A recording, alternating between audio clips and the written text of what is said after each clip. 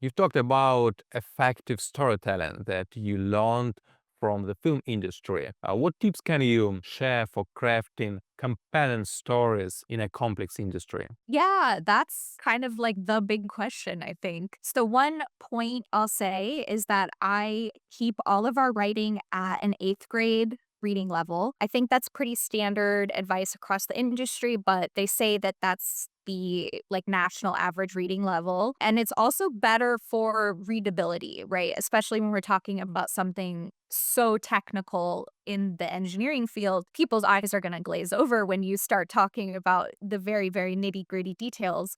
So I try to keep things on a higher level, more so talking about why we did something in terms of like it saved money, it saved time, it was a better material, as opposed to the nitty gritty of like this material was point 0.5 times more effective, you could get really into it. So that's my advice is try not to get too into the weeds of what you're writing about, especially in a technical field. And I guess as for storytelling, it is a story. Think of it like you're telling a story. That's the important thing is you want to know, I guess, almost like what's the point of what you're writing about? What are you trying to say?